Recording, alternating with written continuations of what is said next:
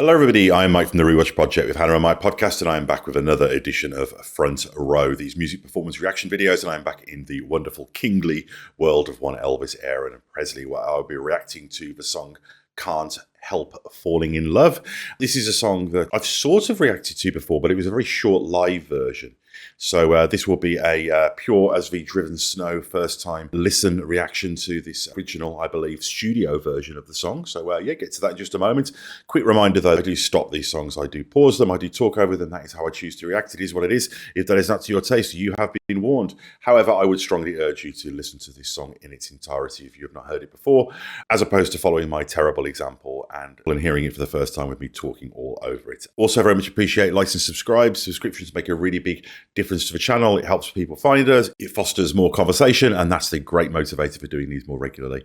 And also feedback very much appreciated, as are donations via PayPal, but if and only if you can afford to do so without causing yourself any financial hardship. Thank you so much to those who have contributed a new microphone, because this one goes on the blink if I move it at all. I've had a whole bunch of videos that I've recorded that I haven't been able to put out because the audio was flicking in and out, so it makes a really big difference. So a new microphone is on its way to us right now, but ultimately updating the laptop, which overheats when I try and do these too often, and the webcam, which is not really the best in the world, would also be greatly appreciated, but only do so if you can afford to.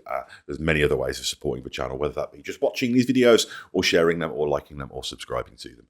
Can't Help Falling in Love, Elvis Presley. Let's go. Elvis time.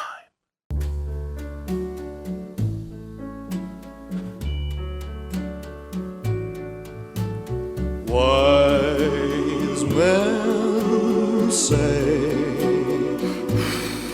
only fools rush in. Oh, the vibrato, never been better. But I can't help Mid-baritone. falling in love with you.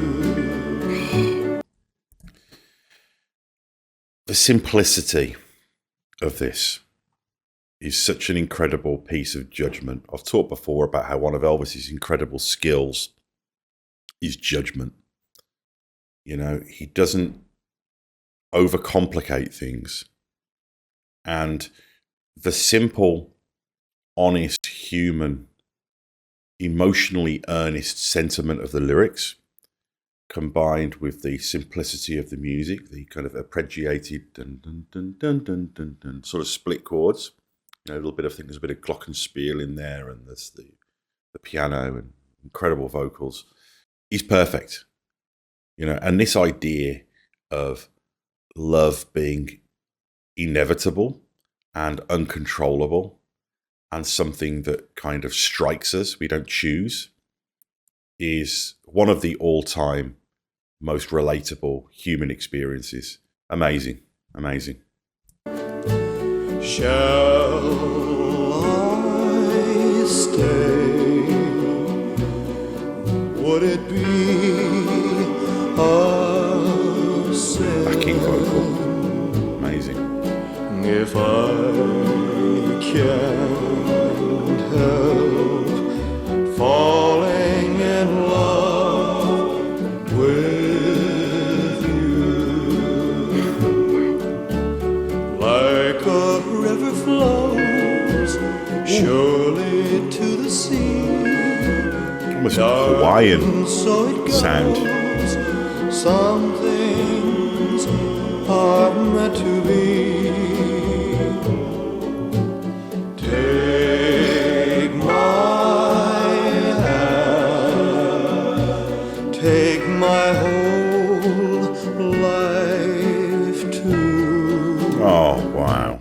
I mean, this idea of an offering, take my hand, take my whole life too. This song feels like an invitation to somebody, an invitation to oneself to go on this journey with somebody. Take my hand, take my whole life too. There's a feeling of surrender.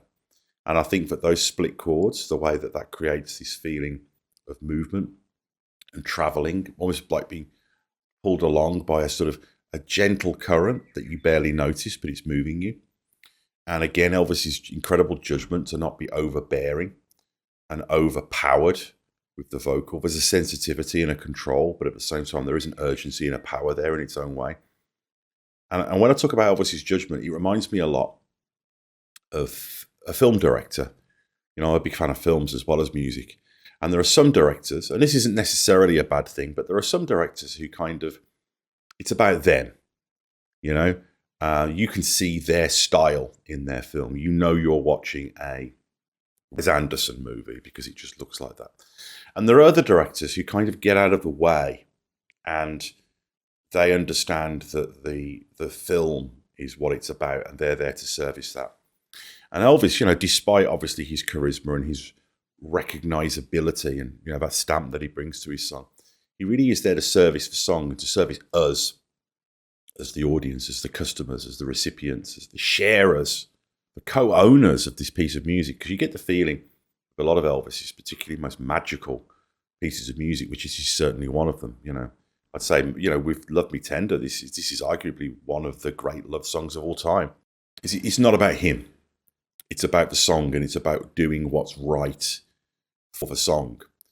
And what that results in is how much we connect with it as well. And the backing vocals enhance this sense of togetherness. It really is quite an incredible thing. Yeah, let's keep going. For I can't help falling in love. Beautiful minimalist performance as well. Nothing there that doesn't need to be. No bells and whistles. Like a river flows surely to the sea, darling. So inevitable. Some things are meant to be. Take my hand, take my whole invitation. Life too,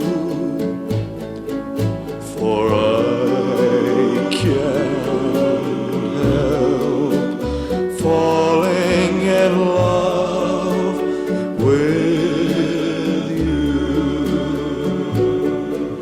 for I can't help falling in love with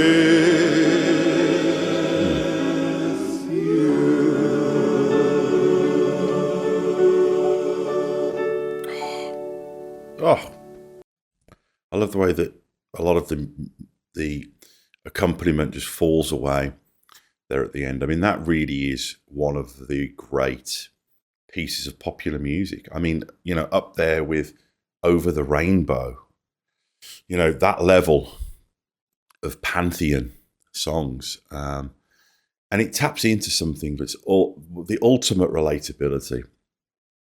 Because we've all found ourselves experiencing that kind of, it's excitement, but it's kind of dread and fear of loss and all of this complexity of the human condition.